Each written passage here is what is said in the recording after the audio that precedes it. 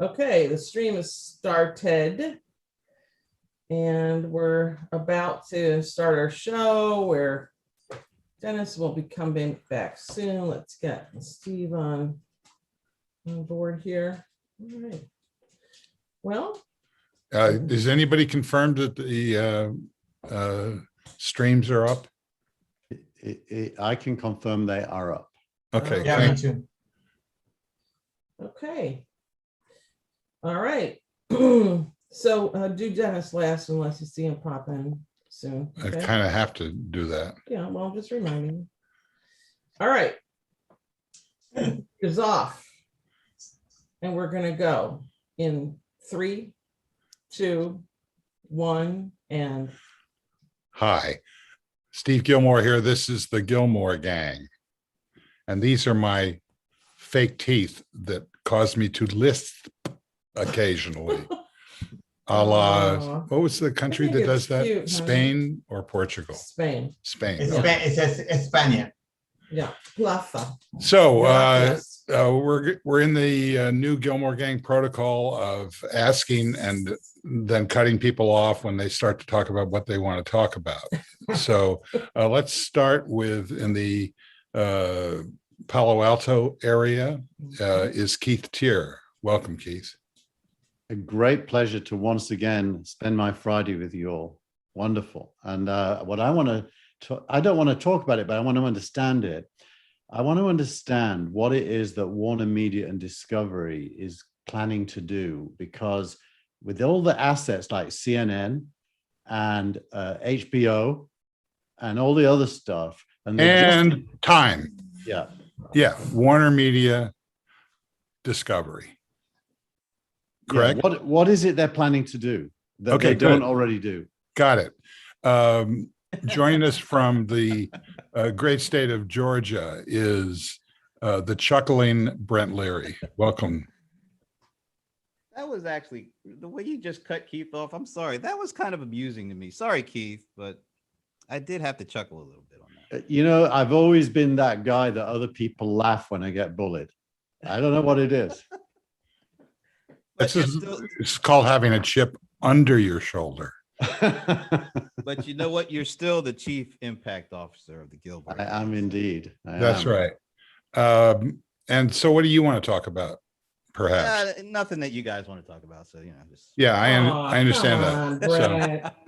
and take 3. Is that a new band? Take 3. Take 3. No, there was a band in the 90s, Take 6. Anybody Yeah, remember? there's a little bit more. There's a band in the UK called Take 5. A Or is little it bit Take more That? level No, for you. Wait a minute, that was Take That. Does that Take Dave That. Brubeck's greatest album, Take 5? Take That's- 5, that was I think. Yeah, that was his Take best 5 song. was that an a cappella group? Yes, they I were. don't- Take, I- it yes, was Take they were. 6. Not. It was Take Was it Take 6. They were. 6? Yeah, it was. Yeah, a Marcus great- Miller was involved in that. I remember about 20 years ago that was going on. And Take by the way, 5. Marcus Miller is on the Sanborn Sessions Fabulous. site. Did you send that link out? Yeah, I did, but Yeah. to the 41 people that get that.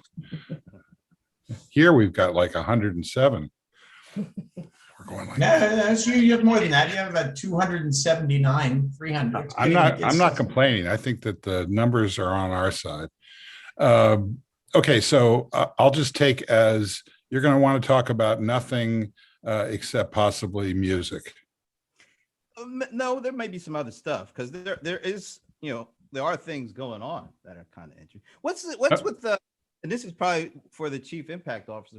What's going on between Musk and Bitcoin? What's the beef about? Okay, good. That's a good topic that we will talk to in a bit. Joining us from the Seattle area of Washington, the state area. This is opposed to the DC, which is evidently I see. never going to be a state. Uh-huh. And that's Michael Markman. Welcome, Michael. How do you do? Would you like to know a topic? I found a business model Oh, For what? Ooh. for us.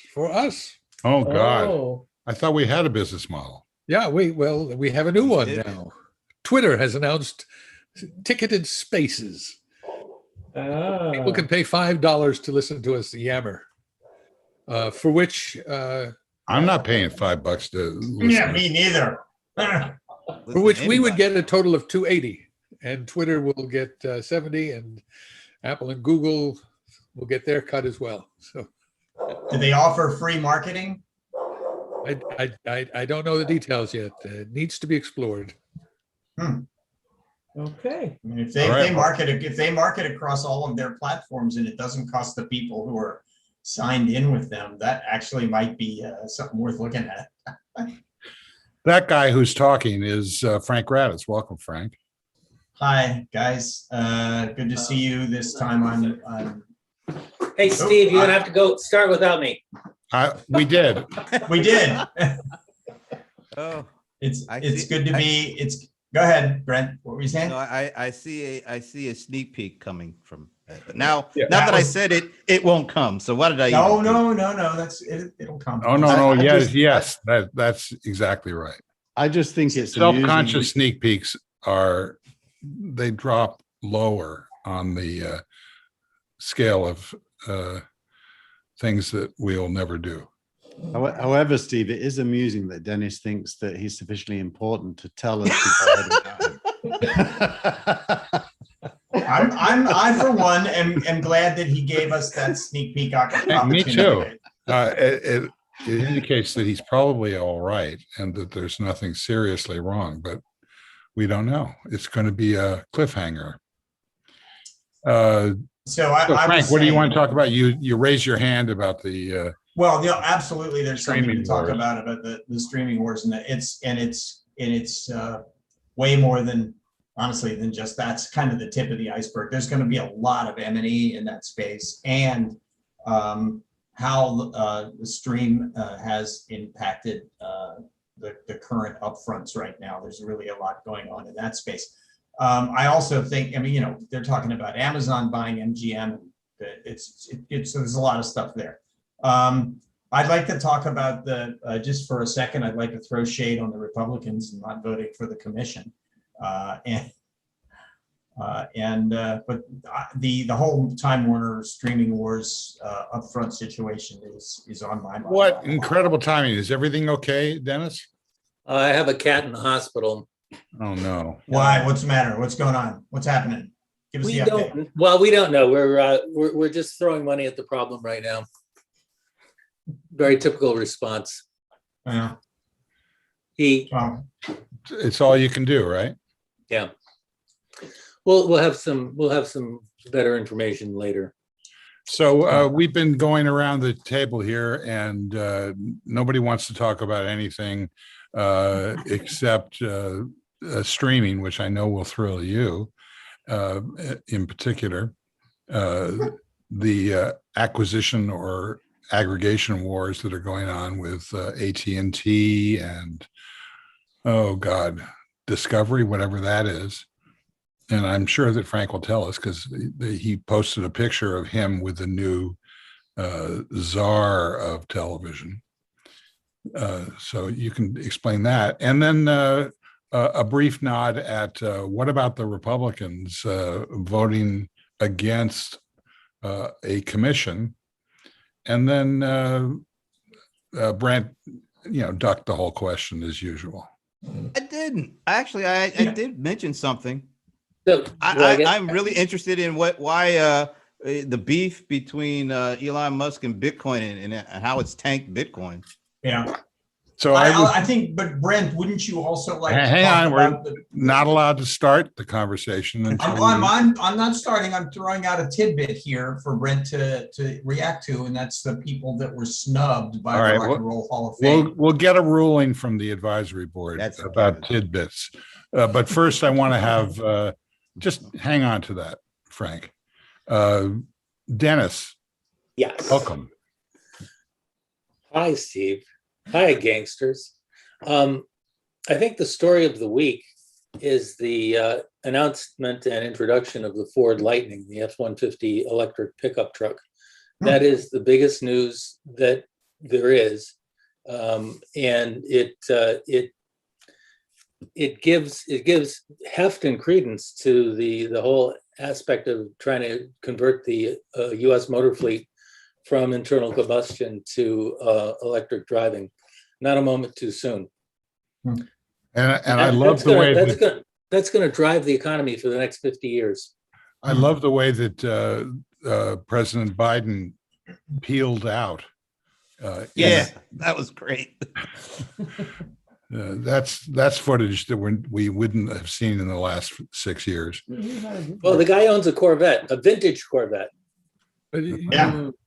you do remember the viral image of the former guy sitting in a truck pretending to drive it. It's Fabulous picture. Quite a contrast. Quite a contrast. Yeah, exactly. Well, Michael, did we get a subject from you? Beyond the business model? No. Oh, okay, good. So it was all right. So now that we've all said what we want to say, there's a tidbit hanging out from Frank. But other than that, which one do you want to start with? They're all good. Crickets. You need that sound effect. Let's start I have it. It's right here. I just Frank, haven't it's got it baseball plugged in. over here. Baseball. Let's start with the truck. We just did. I No. don't give a truck. Ooh. Okay. What's the tidbit, Frank? The tidbit is the Rock and Roll Hall of Fame and the controversy over, and I don't think it's so controversial, but it is a controversy over the hip hop artists that have been brought in over the rock and roll artists. So I guess that calls into question just what exactly is the Rock and Roll Hall of Fame. I, on the other hand, think that the hip hop artists, certainly the ones that they picked, are actually links between hip hop and rock and roll in terms of their music. Give me an example of a link. LL Cool J has a style that is, I don't want to say it's like pop hip hop. I don't know, but it feels more pop hip hoppy to me than say Wu-Tang Clan. I don't know. I think that, but I don't think there's a real controversy there. I think that they are equally as should be thought of as members of that music community that makes that kind of music. Is it Golden Globes level controversy? Absolutely not. The Golden Globes controversy is actually starting to open up. People are going to start seeing what everyone's known about the Golden Globes for the last 45 years. And it's now starting to come out. I think there was a story today. It was in the Wall Street Journal or the New York Times that talked about that. It's the first one I've seen that actually pulls the curtain back about what the Golden Globes really is. Who is it that's got the interest in opening that up and wins if they get exposed? You mean the Golden Globes, the foreign press, the Hollywood foreign press? Yeah, who is the enemy of the Hollywood foreign press that has the interest in discrediting them? That's a really good question. Because Themselves, basically, right? Well, they're doing it to themselves. The networks certainly don't have any, the network in this case being NBC, they don't have any, and they didn't have any reason to draw this curtain back because that was a multi-million-dollar project for them. They made a lot of money. As a matter of fact, they're the ones who took them out of the dumpster that they were in just before they got to be really big, and sort of, the hint of here's what's going to happen at the Oscars after they had a huge falling out back in the late 90s, early 2000s. I'm not sure who, other than the press that are exposing them, that might be the ones who are the beneficiaries of this exposés, all of these exposés. I don't. On the other hand, a lot of people in Hollywood are kind of unhappy with the Hollywood foreign press, and this may be those people. That is those producers and those people who, aren't getting anything out of the Hollywood foreign press. They could just have bad feeling about them, and they may have started all of this. Who are they, by the way? Is it mainly European press, or is it truly global? It's a bunch of bloggers, basically, in the film space. if you look at the entire group, and I think there's 90 some members of it, unlike, for example, the Directors Guild, when you vote for a Directors Guild award, there's 10,000 members of the Directors Guild. You're getting some large hunk of that group. Even the Addis has many thousand members. The Emmys and the Oscars, they have many thousands of members that vote on these things. There's 97 people, I think, in the Hollywood Foreign Press, and they are primarily bloggers and online journalists. I think there's a couple there may be somebody from Le Monde. I just don't think that they really represent the true impact of the Hollywood Foreign Press. However, on the other hand, sorry, Keith, just a second. Okay. On the other hand, they effectively anticipated the move to binge television long before. I mean, there was no format in the Oscars for so-called television. And at this point, television seems to have overtaken movies. Well, that's true, and but I don't think that in terms of what they award, it's a whole lot different, for example, than the BAFTAs, which combine television and film, and of course, streaming fits in there pretty nicely, right in the center of all of that. And I think we know which direction this is headed, and that's why the Time Warner deal is so intriguing. But I just think that that's why this is important. Here's a weird pivot. We're not going to talk about the Hall of Fame thing since it was like. I mean, Well, I don't know if that guy Brent actually said something. Then I was waiting for a chance to get in. It's a good discussion. But okay, first go of all, LL Cool J absolutely deserves to be in there. It's beyond a doubt. Yep. If you think about who LL is, before LL, it was all hip hop were just as like groups.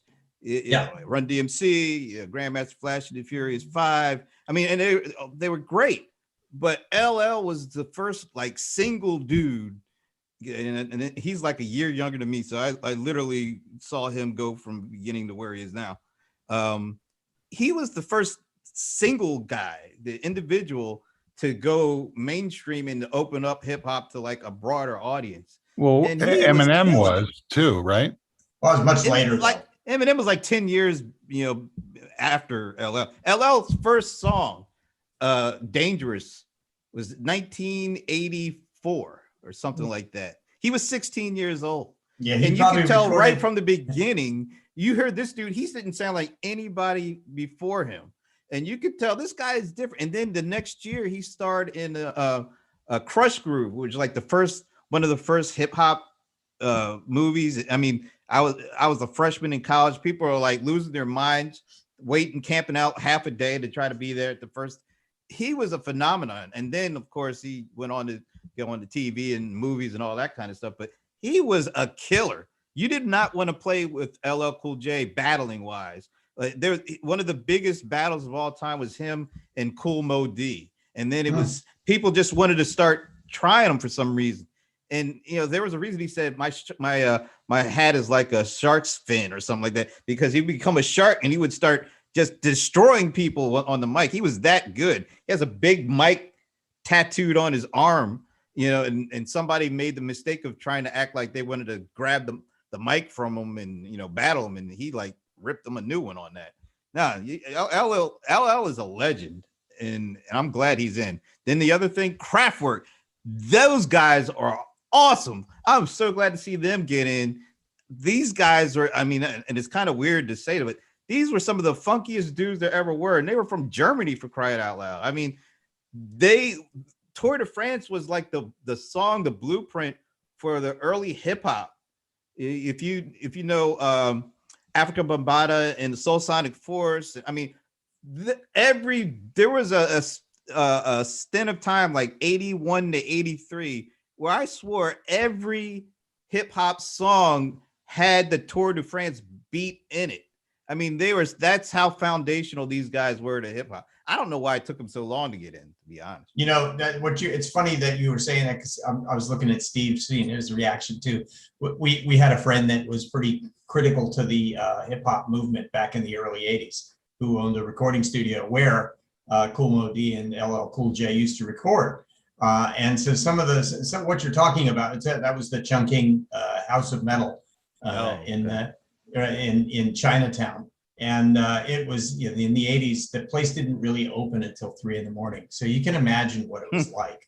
At the time, also Puff Daddy or P. Diddy or whatever his name was back then, Sean, I don't know. He was John King, who was the owner's intern at that place. So it was Rick Rubin that was coming in with Leor Cohen, making all of these records using all of those influences. And I remember, I don't know if Steve, you may have even been with me. No comment.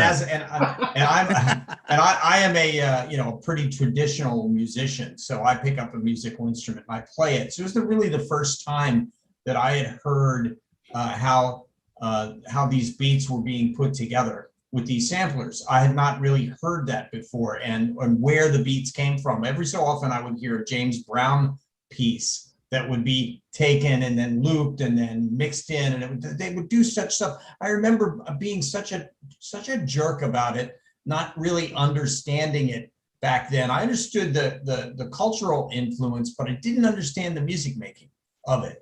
Today, it's simply something that absolutely everyone that makes music does. Even classical music and giant orchestras, they use that same technology. So it wasn't just a matter of, to me, a matter of great musicianship and terrific artists, but it was also a huge growing experience for the technology.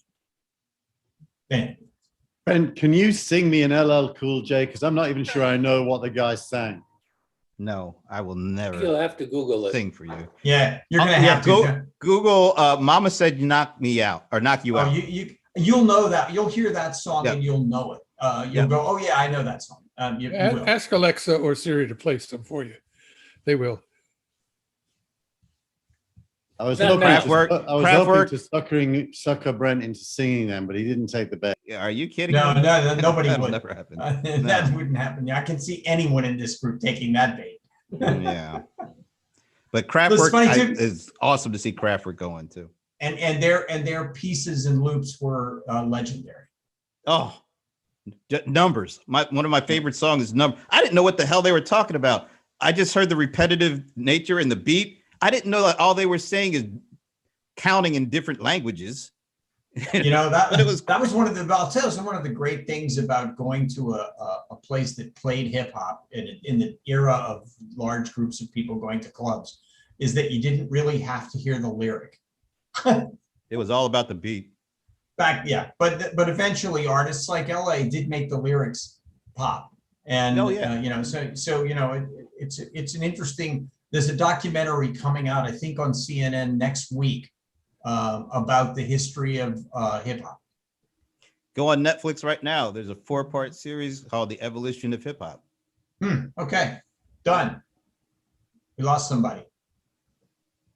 We lost Steve. Does that mean we're on our own? Oh. The cat's away. What do we do when we don't have our fearless leader? And I mean Tina. Is Tina still there? Or? Crickets. There we go. There's Steve. He's back. Okay. We're up. Audio. Can't hear you. Steve, you're on mute. You're on mute. Steve, mute. Come on, it's that button right there. Okay. There it is. There you go. All right. So Tina, can you give me a close up on somebody so that we have a cut point? How about if I go to a close up of you? Oh, that'll help. Well, Go ahead. Just do it. Let's go to Brent. He was talking. Yeah. Brent, what were you saying? Oh, after my rant about Kraftwerk, I mean, I was on a roll and you didn't catch that. That was really good, Brent. That was a 10 out of 10. I got to give that could be like several sneak peeks and none. It's gone. You were, and there you go. And I got to say, Steve, I've never seen Brent as animated in my life on one of our shows as he was. So that's why if I had a big number 10, I would hold it up. I've never seen one of our shows as animated as Brent was at that point. I mean, that's a high point. I don't know how we're ever going to get back to that point. Well, don't get me starting to talk about Prince, and that goes to a whole new level. Well, you know, Gotta save something for next time. one of the big questions on my Quora group was Prince the greatest guitar player of all time? And I don't think you'd be surprised. I personally don't think he's the greatest guitar player of all time. I think he's great. Hendrix, but Hendrix. No, I don't even. there's, he was the most. Let me guess what they're saying. Is Stevie Ray Vaughan one of these? No. They're saying that he is. I mean, this is a really pro Prince question. Because his guitar playing was overshadowed by his princiness, and I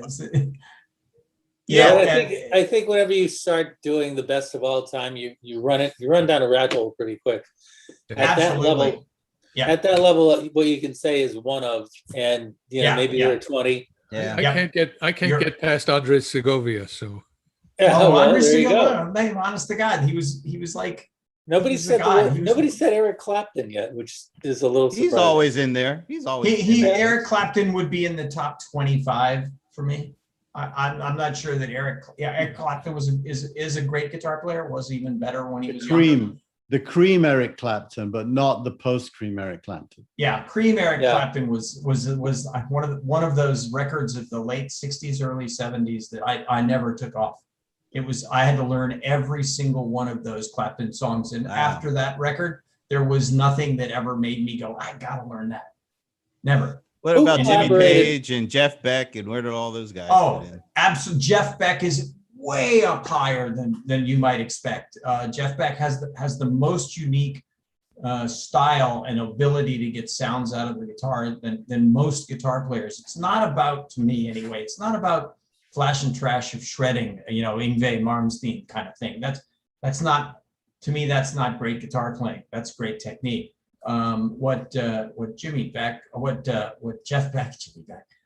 Beck did was teach himself a new way to play that had a different sound, like Mark Knopfler, who was also completely unique and different, and one of the best and way up high.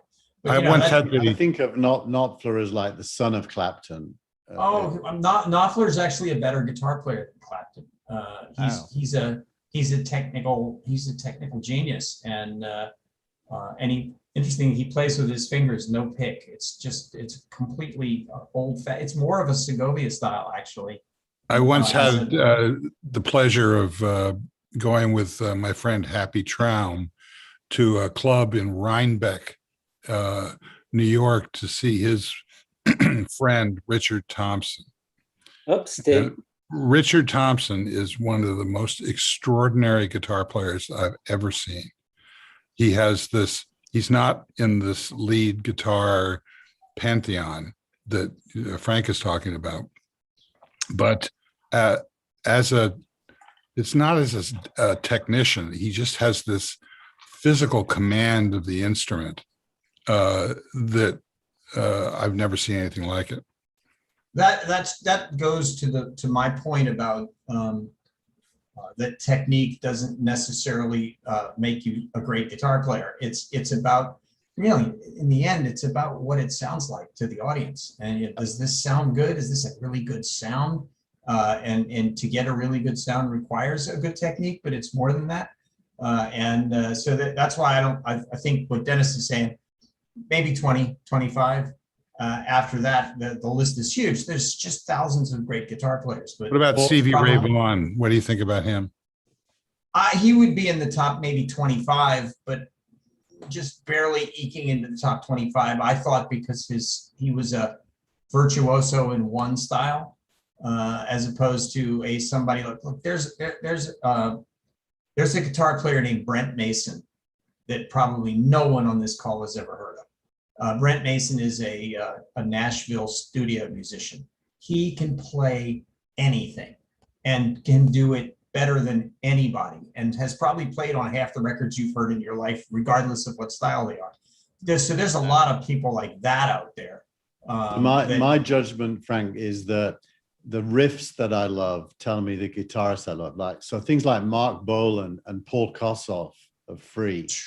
Absolutely. Oh my God, Mark Bolan. It was one of the, it just blew me away when I first heard them play. And that how long has this been going on is one of the great rock and roll songs ever made, I think.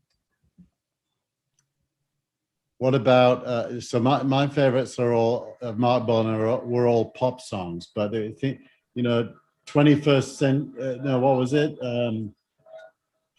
The one with Boogie in, something Boogie, with a really nice beat, and it's not great guitar playing, but it's the most memorable guitar playing. Well, that's what makes, I think it's funny too, because I think we've gone through the era of great guitar players. That is at least the era of the guitar. All Right Now by Free. God, great song. Free? Free was a great rock and roll band in the 60s, I think. Late 60s, early 70s. Paul Kossoff, he went on to do Bad Company. Just Bad Company? Oh my God, really, Steve? Don't tell me you don't know Bad Company and Wishbone Ash. It's a cultivated. It was just before the Gilmore Gang. Do you know Wishbone Ash? It was just after. It was just after this. What was Beatles? Yeah. You know Wishbone Ash. Everything got very cloudy after that. We got a couple of comments here. Since we're talking music, I think we've inspired a couple of comments here. Look, anybody know who Michelle Holmes is? No. Okay, well, she says Jaco Pastorius. Greatest one of the greatest bass guitarists. Absolutely. And then she said, Fairlight Computers homogenized sounds to standardized commercial music in the 80s. So first thing about Jaco, I played with Jaco at the Bottom Line in New York City. He was the bass player in the Weather Report. I like the Weather Report. Yeah. Oh my God, this guy was absolutely. I would if asked who the greatest living or dead bass, because he's no longer with us, bass player that ever lived was, it would be Jaco Pastorius for me. He was that good, and as for the Fairlight, without it we wouldn't have every commercial in the world. I'm sorry, but I came of age in the 80s, so maybe there's so many that we haven't even hinted at that really need to be up there, like Dwayne Allman, for example. Oh yeah. I was gonna mention him because he teamed up with Clapton in Derek and the Dominoes for Layla. And a couple of the old blues guitarists, BB Mike King, Bloom. Freddie Think of Mike Bloomfield. There was Mike Bloomfield and Albert King and BB King. I mean, there were just so many great blues guys that blew through. I mean, think of it. 10 years after was originally a blues band. That was the beginning of, and Fleetwood Mac was not the band that it was when it started. They played a lot of. Frank, I saw BB King on the same bill at York University when I was 18. BB King opened up and King Crimson played the main set. There was a PBS documentary on great guitar players with people like BB King and Jeff Beck and at the time Steve Miller was a really well-known rock and roll singer and guitar player. I was working at Entertainment Tonight, so I was assigned to go and interview all of those guys. So I had an opportunity to chat with so many of these great guitar players, and it stuck with me my whole life. It's funny, as we're having this conversation, I just got a note. Probably wouldn't get into the pantheon, but I'd like to leave a space for Ry Cooder. Absolutely. It's like the rat hole that Dennis was talking about. We could sit here with no sweat and name hundreds of great players that we listen to all of our lives. And I'd just like Brent to finish his sentence. Yeah. I was just going to say, as we were sitting here talking on Facebook, I got a notification from William Bootsy Collins. Oh my God.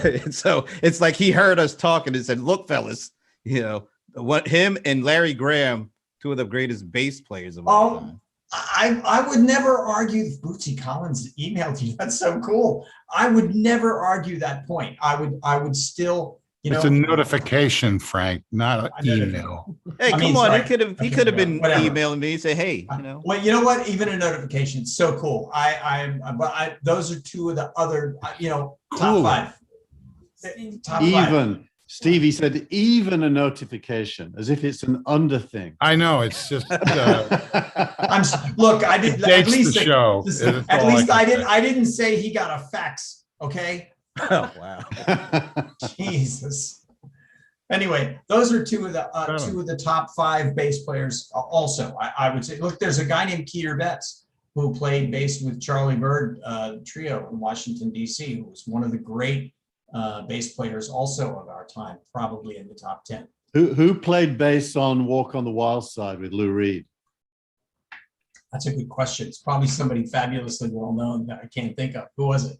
I have no idea, but it's geez, you ask a question like that and don't know the answer. Excellent. When I ask a question, it's because I don't know the answer. I'm not one of those guys that asks the question to show how clever I am. See, I was just thinking about the very beginning of how long was a bass part. It was this great bass part before the electric piano came in. That was such a good song. My two favorite bass lines are Papa Was a Rolling Stone and Walk on the Wild Side. Both have great bass. Temptations. Yeah. Are we still doing the Gilmore Gang? I mean, this sounds lots of bass playing in the Temptations. When there were three eras of R&B music that included Motown, Stax, which was in Philadelphia, and the whole Muscle Shoals rhythm section thing. Those were the three R&B heavens at that time in history. Interestingly enough, all of them are not around so much anymore. Frank, was there ever a moment where you could have had a career in music rather than your career in media and news? Yeah, there actually was. You know what? Because when I was in college, freshman year, we started the first hip hop R&B show at the University of Delaware, and so I was like getting pretty heavily into the music thing. Then became a DJ, and let's put it like this: I was probably 30 years too soon, because back in the day, DJs were making like $1.50, and I mean not $150. I'm literally talking like $1.50. I mean, all you had to do is you had to walk around with all this heavy equipment, and you had to put it together, then you play, and then you got to break it all down, and then you had to cart it away, and you literally get maybe like $100 or $200 for that. And it was like, absolutely not, I'm not doing that. Now you fast forward to these dudes are making like $50,000 at a stadium, selling out stadiums. I'm like, man, if I had stayed on the track, and I'd rather be doing that for 50 grand than doing whatever I'm doing right now. I mean, I think Brent, you took speed today, because the question was, Frank, was there ever a moment in your career? Oh, I thought you said Brent. Oh, I heard Brent. I thought so too. And Okay. luckily it's on tape. So I think the jury is out. I am glad to hear Brent's story. I mean, it makes me, first of all, it's very cool. But second of all, Brent, have you ever been to the EDM conference in Miami Beach? So no. Once a year, there is an electronic dance music show. It lasts almost a week, and the whole Miami Beach area is flooded with EDM people, and they put these DJ positions all over the beach, and then across the waterway. And people, when they do it across the waterway, across the intercoastal highway into the city, they play in the city, and it sounds amplified on the beach. It's crazy how many people see. I mean, there's hundreds of thousands of people that come to Miami Beach for that show. It's phenomenal, and it made me think about you standing in front of 100,000 sweaty young teenagers. So answer the question, Frank. Frank, answer answer the question yourself. Yeah, and the answer to your question is yes. I absolutely did. We had just signed a contract with a record label called Amy Bell Buddha Kaznet's Cats. They were in the Brill building. And so the band and I had done that. And then I got an offer to go to work at NBC in Washington. And I went back to the band it was weeks after we signed the contract, and I quit because I realized that that I actually had the propensity to make some money working in television when I never thought that I could become good enough as a guitar player to, even with a contract at a record label, to ever be able to make as much money as I could make in the real world. So I made the decision at absolutely the wrong time for my band, most of whom didn't talk to me for 20 years later.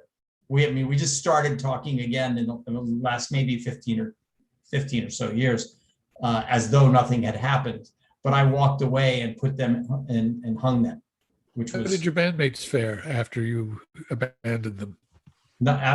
They never fared well in the music business after that. They played bands, gigs, clubs, that sort of thing. They never even tried to make records again. I feel terrible about that. Thanks for bringing that up, Keith. Appreciate that. No, but you know, it's a great confession and very honest. And it just occurs to me, you know, the era that you and me and some of us came from, music, politics, drugs, and media were kind of all interconnected. Yeah. Maybe they still are, but then I think that was the beginning of that interconnection, Keith. I think that era probably started in '68, maybe, and it was the beginning of that coming together of those things. You know, and then it's not unusual that, for example, all the great music soundtracks that were attached to our memories of the Vietnam War and all the movies that were made about Vietnam, and then all the movies and things and television shows that were made about the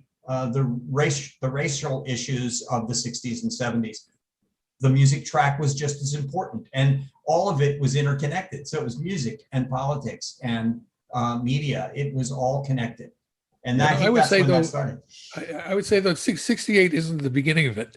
68 is the first big outburst of it, but the roots of it go back earlier. Yeah, probably. You're probably right. 65. 65. It's all turning in there. Yeah, again, Dennis, I couldn't hear you. Goes back to 64 when the Beatles played Sullivan. That was the turning point. Okay. I know for me in my career, I spent 20 years being political and musical. I was a DJ as well, Brent, as you know. So I was in the middle of music. I was booking bands. The famous one was Ray Davis from the Kinks, who was managing 10cc, and I booked 10cc and hung out with Ray Davis while we watched them. I was also the leader of the Workers Against Racism movement and the Hands Off Island movement in the UK. So I was political, musical. I was heavily into acid. And then I started writing, and I think I got my first job that was really a good paying job when I was like in my late 30s.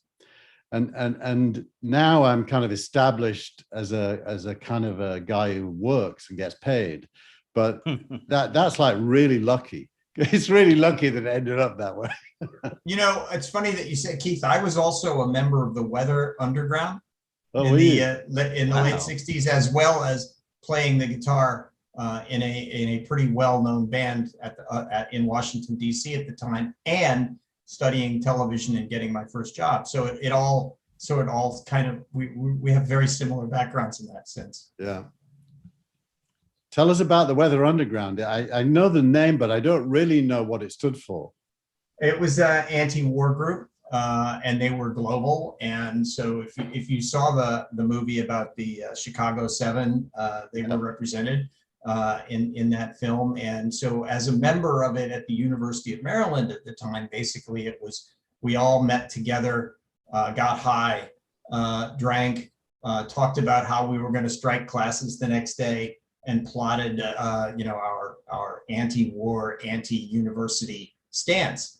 how we would coordinate. For example, there was a big march that started out at Catholic University in Washington. It was at the bombing of Cambodia, and it gathered steam by all the colleges in a giant circle around Washington, D.C. and the Beltway, coming together and converging on Washington at the same time.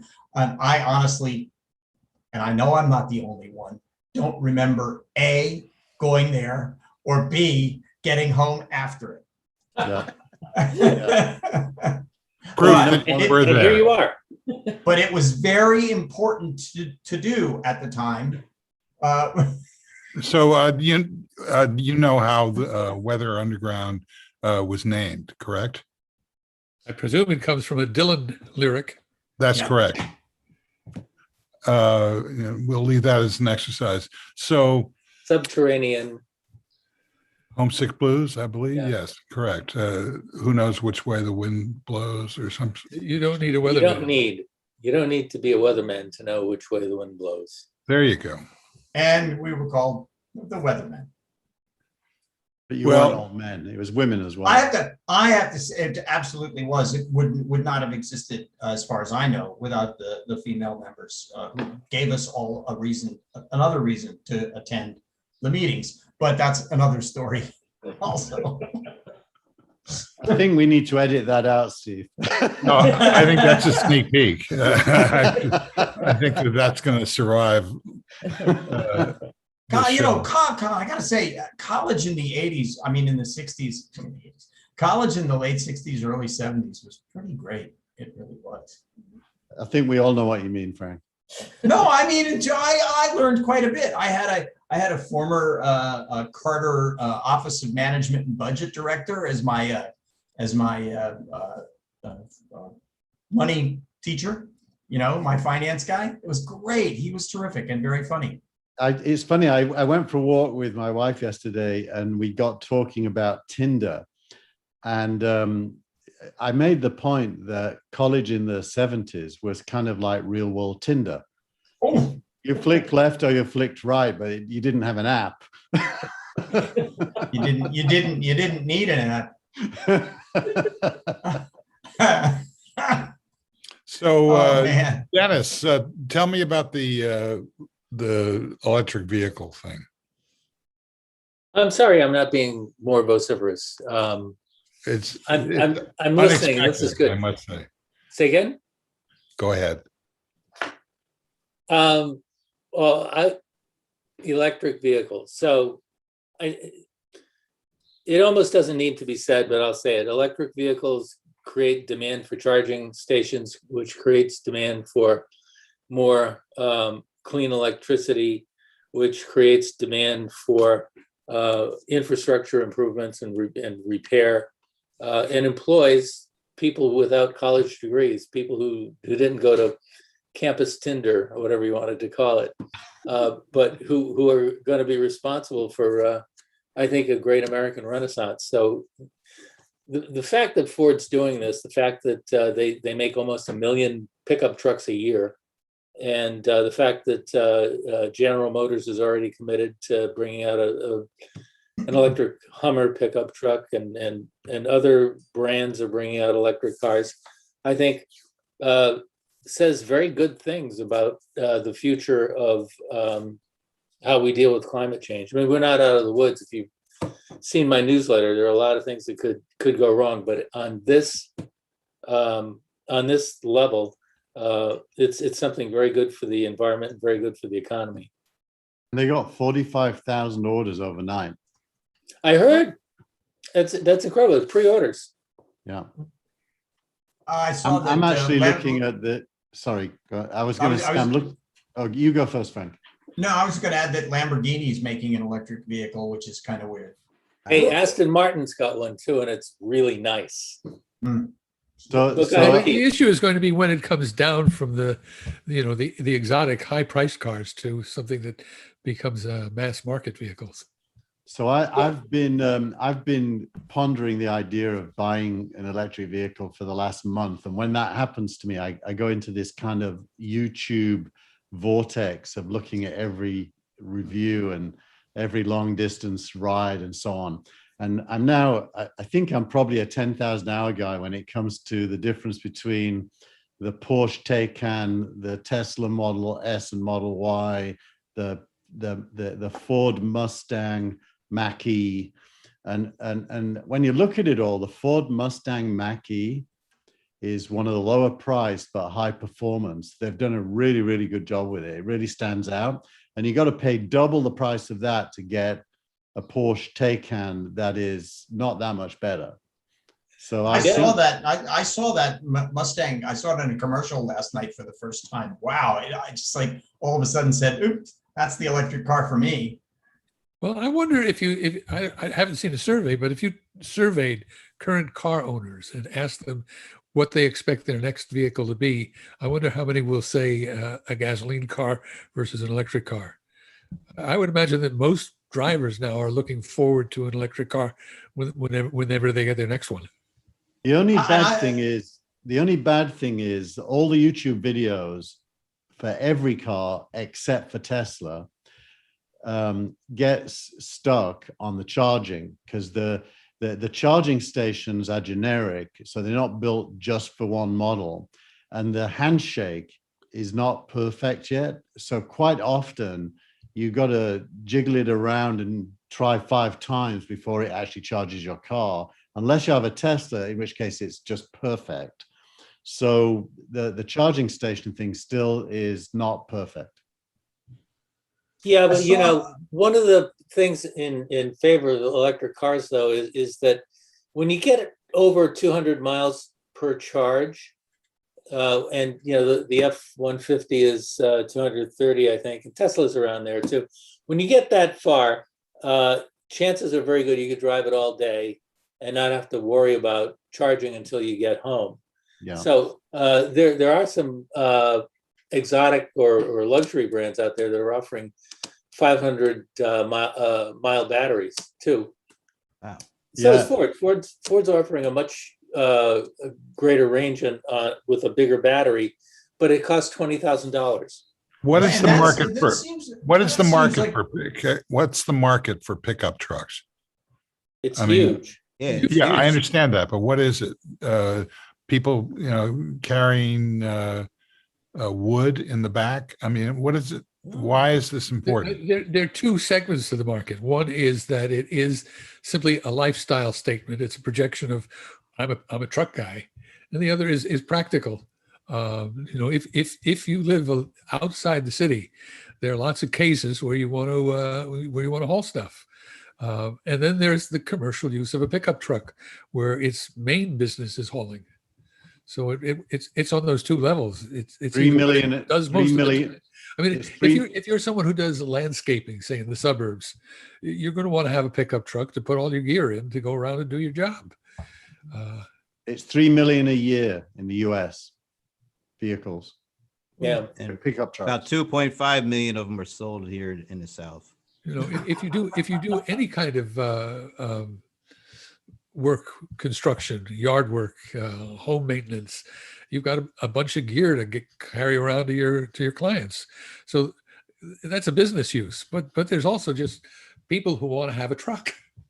It's funny that the conversation about trucks at the exact same time that I think it's GM has created that, for the first time I've ever seen something new about the flip down thing at the back of the truck. I had never seen this commercial where it shows how the steps drop out electronically and you can manually move them around. It was pretty cool. I mean, I'm sitting there going, that's the first new thing I've seen happen to a pickup truck since they made them double deckers in the front. It's like, pickup trucks they're a lifestyle. It says I'm a trucker, but boy, now I just got kicked off.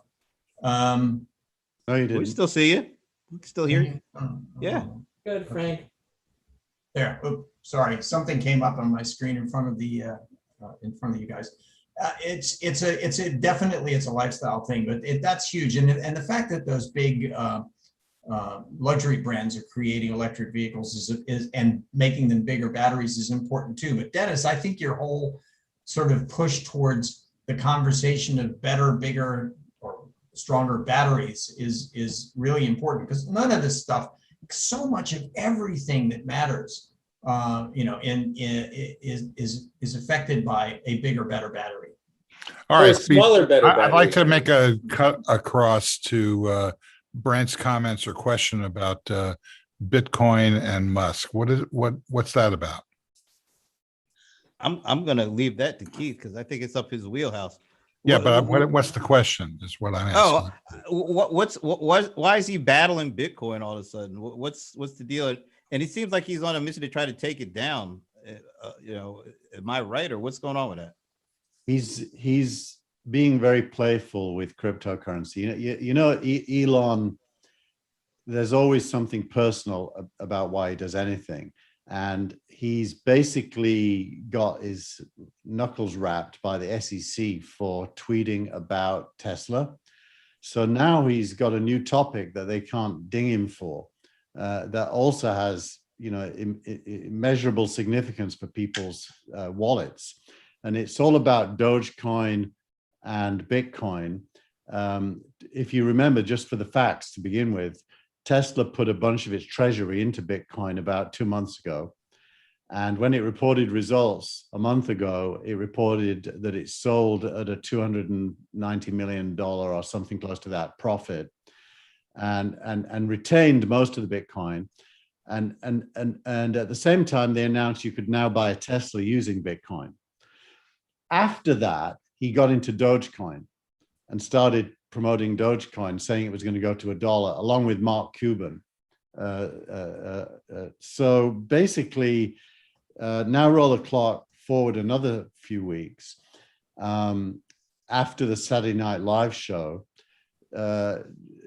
Musk dumped on Bitcoin, saying it was too energy consuming and they were no longer going to let you buy a Tesla with Bitcoin. Cuban then said, well, we're still going to keep having Bitcoin if you want to buy tickets to the Mavs games. So it's Cuban and Musk both in the ring having a boxing match. Meanwhile, Musk says he does believe in cryptocurrency and he's going to replace Bitcoin with something more energy efficient. And the guess is Dogecoin might be that. Yesterday, he tweeted that Dogecoin uses 10 times less energy than Bitcoin. What is he really doing is playing with us. It's a huge entertainment thing. That's scary. Is That's it scary. When Well, he's also got a is he trying to manipulate the market for his own profit? Possibly. God, is that possible? Is that what he's Dennis, doing? go ahead. No? Dennis, I was saying Elon Musk has a board of directors, and he's responsible to them for making profit on making cars, electric cars. And to the extent that he starts diluting his abilities or his time with playing the market and accepting payment that is in a form that is not stable for cars, I would think that would drive his board of directors a little nuts. Frank looks like Frank is calling timeout. No, I'm slapping my wrist. I'm slapping my wrist because that's exactly, I believe that's exactly what happened, Dennis. Well, both things, I do have to run out, but I think that's exactly what happened because it was so quick. I think that whole thing on Saturday Night Live, I think that was just I don't believe that line was written. It felt to me like it was ad-libbed, and things that happened after that seemed to happen on their own. I think you're more right about the fact that the board of directors said, "What the hell are you talking about, man?" So in my newsletter this week, I do an article from saying that the dollar has just fallen to a 3-year low with the deficit at 2 trillion. And Bitcoin is at an all-time high that is many times, more than 3 times up. So asset values and boards, it's a difficult thing because it's really all about returns. And the truth is, Bitcoin has returned a lot more than the dollar. Why, Dennis, you can be completely right that it's all bullshit, but it doesn't matter. It's returned more than the dollar. So board isn't. Did you read Krugman's column this morning in the New York Times? I put it in Telegram. I haven't yet. can you Dennis. summarize it quickly? Because I want Frank to bail after this is over, not before. Very briefly, Krugman was comparing Bitcoin to the introduction of the iPad and social media and several other technologies that actually started making money pretty quickly. And he said it's been 10 or 11 years and Bitcoin hasn't figured out what its raison d'etre is, whereas other tech has, and other tech has gone on to be more successful. So the question or the answer you gave is a valid one, but it just drives us back to the question: is what is Bitcoin? Is it a store of value that fluctuates wildly, or is it an investment? Is it a form of currency that no one really has a need for? I'd say it's a store of value that fluctuates wildly on an upward curve that's quite dramatically upward, which means it could be a bubble or it could be real. Both would create that effect. I personally use it as a bank account. It's a custodian for me. It's where I store actual value. It's an interest payer for me. I can spend from it. So I use it as a bank account. So its utility to me is a better bank account. Well, how is it? Well, I don't have great value, so I treat it as a bubble. Go ahead. But Krugman also says that it can exist for a very long time without having any practical outcome. And he compares it to gold. People ascribe value to gold, even though it is not practically useful in buying and selling anything. You can't go buy a car with some gold bullion. But it has retained its value in terms of what people ascribe to it for decades and decades and decades. So there's no real reason to expect that Bitcoin will suddenly evaporate. Well, there I would disagree with him. He's obviously never met a car salesman. How many cars does it take to buy gold? The way I think of it is this: value is the word we use when 6 billion or 7 billion people do stuff and get paid, and the value takes the form of whatever they get paid in, usually cash, money, and they then make a personal choice, each of them, where to put that money. So they're taking the value that they've extracted through their work and they're putting it somewhere. Putting it into Bitcoin is a choice a lot of people have made, and it's not necessarily a worse choice than putting it into, Citibank. So I think the value comes from work. It gets expressed in money, and then it gets put somewhere. I think what human beings choose to do with where they put it is going to be driven by their sense of preservation or growth of value of the asset.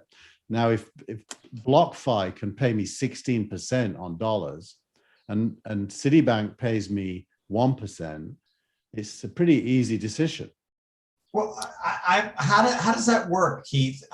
So do you use BlockFi as the bank for your buying and selling of cryptocurrency, which then pays interest based on what? The cryptocurrency or the amount of dollars that you put in to buy the crypto?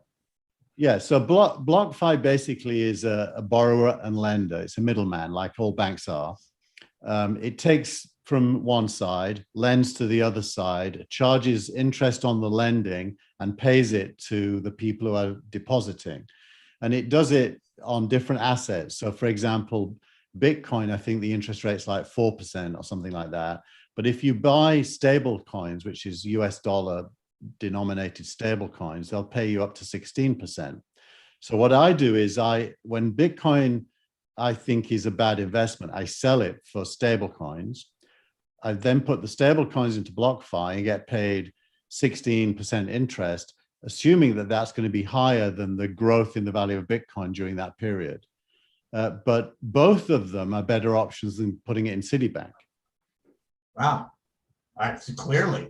I mean, if my problem is that I'm sitting here going, oh, why the hell am I not doing that? 16%, that's ludicrous. That's huge. That sounds too good to be true. Why am I not in that? On the other hand, I'm thinking there are two things that happen in Las Vegas that remind me of all of this. One is there's this game called Casino War, where only 3 cards get played. The first card and the second card, and you're going to come in somewhere in the middle. And if you don't, you lose. That reminds me of crypto. And the other thing that reminds me of crypto is when you're playing a game and you really don't care about the actual numbers of the monies, because you should only be playing with money that you're willing to lose. The idea is to just change the color of the chips and continue to play the same way that you normally would. But as you change the color of the chips, the value of it goes up, and you're not really noticing. So those are my.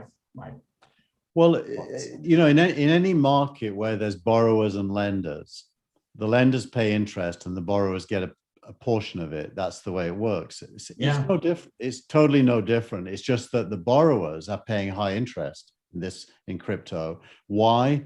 Because they've seen a multi-year upward curve. So they think that they think it's worth borrowing because they're going to make more than the price of interest on it. And then, wow, but why are you making that comparison? Hold on, Dennis, I was just going to say, oh my God, am I supposed to go borrow money against buying something that might lose? Well, no, but I wouldn't borrow Bitcoin, but people do. Yeah, but why are you making the comparison of Bitcoin to cash when you should be making a comparison of Bitcoin to some other investment, some exchange traded fund, or I mean, I can understand making the comparison with a money market, but that's kind of like setting up your own straw man, isn't it? Yeah. Well, I should disclose first. I do not invest in Bitcoin personally. I don't. I invest in startups, and the one asset class that beats Bitcoin, as long as you invest in the right ones, is startups. Startups massively beat Bitcoin. So most of my I like that caveat, as long as you invest in the right ones. Yeah. Well, that's the trick, isn't it? It sounds like something Will Rogers once said. Yeah, but I mean, all investing, you're right, all investing requires risk, but I've definitely, my best investments in my whole life have been investing in my own startups, actually. And then the second best is other people's startups, and Bitcoin is trailing way behind. So that's me. That said, I totally understand why cash and Bitcoin are equivalents, as in the choice of where to put the money you earn in the bank or in Bitcoin is a reasonable question for people to ask. So I don't think of it as an investment. I do think of it as a store of value, though, that it has tended to appreciate over the long. You have to go over years, but it appreciates pretty rapidly over years. Well, that's good that you make that point, because I mean, there's cash and there's cash, right? There's the ready cash you need every month to buy groceries and pay the mortgage, and you don't want to put that into a store of value that loses value. Yeah. So what you're really talking about is discretionary investment capital. Yeah. And there are a lot of places you could put discretionary value that might be more stable and might pay better. Yeah. Yep. I think about 10% of my stock account is in a stock called GBTC, which is or GEETH as well, Ethereum and Bitcoin based trusts, actually, that are actual stocks. So I do have some investments in it, but I don't own any Bitcoin directly. Yeah. Good for you. I can't see what Brent is. Well, he just posted an article that said that Biden counteroffered the Senate with a $1.7 billion trillion dollar package for infrastructure, down from 2.3 trillion. It's pixelated, Brent, so it's hard to read. But, But Dennis got it. White House Press Secretary Jen Psaki said, what?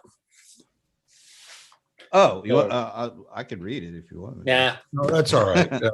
I think we got the gist of it. So in other words, the negotiations are underway. Well, at least they're negotiating against themselves. It sounds like it. Yeah, that's exactly it. Are they negotiating, or is Biden making the Democratic error of negotiating with himself? what was the Republican counteroffer? 600 billion? That's a non-starter. It says White House Press Secretary Jen Psaki said the counteroffer shifts funding for research and development, supply chains, manufacturing, and small businesses to other proposed legislation that is being considered by, okay, yeah, sure. Yeah. Being considered by Congress. Right. So they're basically bifurcating the bill and trying to get a consensus that will pass for whatever amount the remainder is. And then they'll fight the other battle tomorrow. That's the only problem is that if you take all of the really nice succulent things and put them in one bill, and all the turds in the other bill, guess what happens? Nobody's going to want the turd souffle. Well, what is the answer they're not to necessarily turds? They're things that Republicans won't vote for. So what Biden has signaled for a while is that he will take everything that he can get Republican support for and put it in a bill that has bipartisan support, and put the rest in something that can pass through reconciliation. Exactly. That's That's going to have to happen.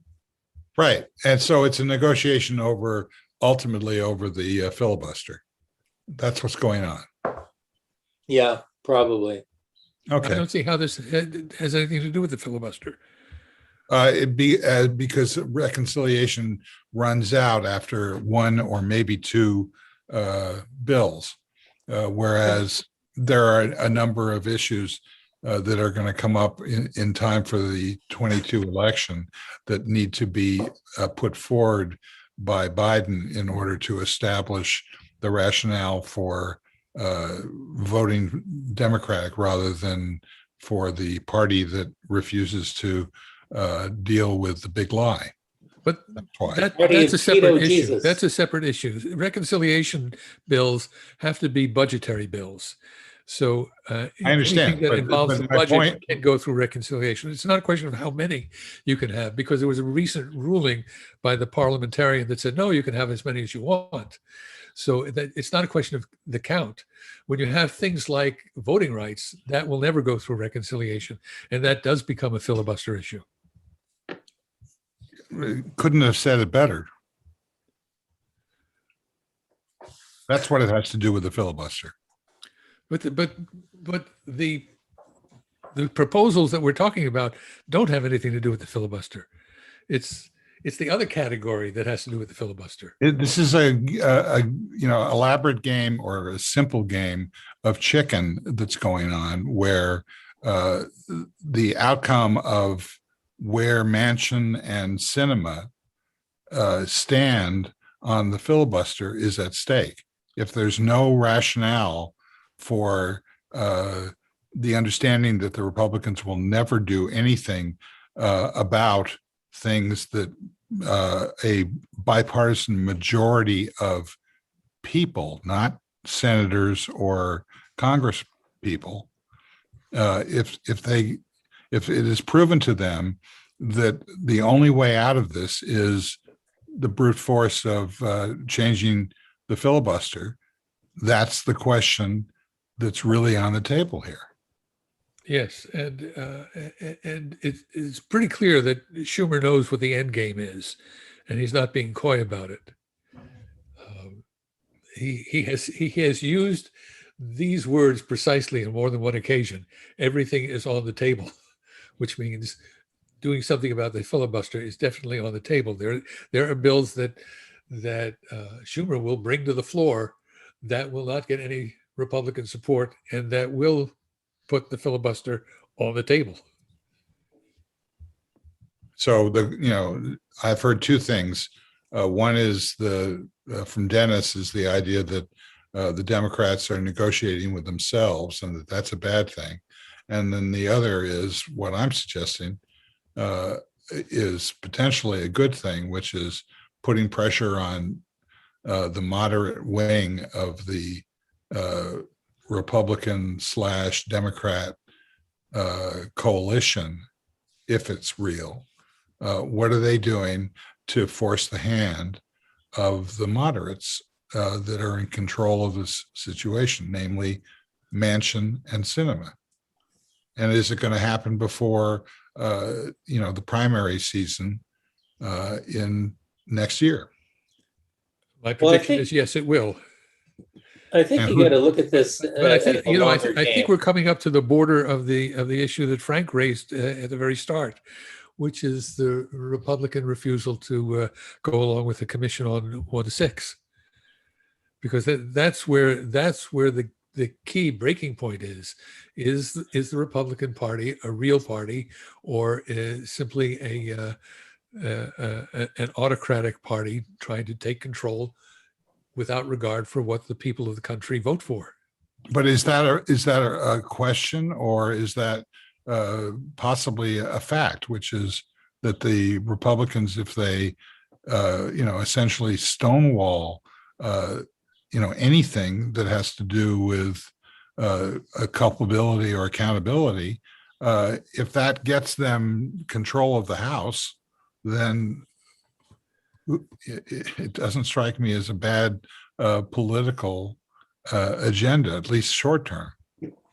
Well, I think even short term, I think this is a long term play. I think the Democrats are teeing up a lot of things that the Republicans can reflexively say they don't want to do and vote against, so that they have a big pile of things that they can take to the voters next fall, and say, look, if you want these things passed, you got to give us more Democratic voices in Congress and in the Senate. I think that's the play. I think there's a limit to what you're going to get done in the first 2 years of the Biden administration. I think the Republicans think that just because historically the president's party usually loses seats in the midterms, they're almost grabbing onto that like it's some magic elixir or chant, incantation. But in fact, every election is more than that. I think it's more than What's that. that? I think that's one factor. That the wind always blows against the incumbent president. But the other factor is everything that they are doing to rig not only who gets to vote, but whether or not the votes count after they're cast. The Republicans are, in states where they control the legislature, are piling in all kinds of cheats. That's why the voting rights bills are so critical, and that's why that all has to get done before the primary season. Right, and that's where the filibuster is endangered. I agree. So let's leave it to a simple vote. Are they going to be able? Are the Democrats going to be able to come up with some strategy which will allow them to retain the House? Yeah, those who think so, raise your hand.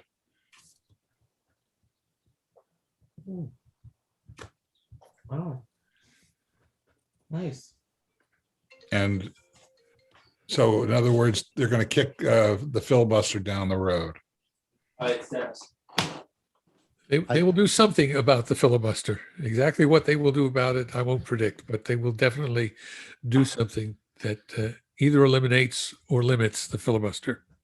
My vote was driven by this week, the Republicans split, with 35 of them voting with the Dems on the commission. And the fact that, the Cheney exclusion and Trump's consolidation, I just think 2 years from now, the Republicans are not going to be in good shape. You mean like they're in good shape now? They're going to be in way worse shape even than they are now. And their ability to be a ruling party is going to be seriously degraded. Well, the Never Trumpers have been saying that for 6 years now. And it's a lot like betting on Bitcoin. Which I do a bit. I mean, remember, it's not a national vote.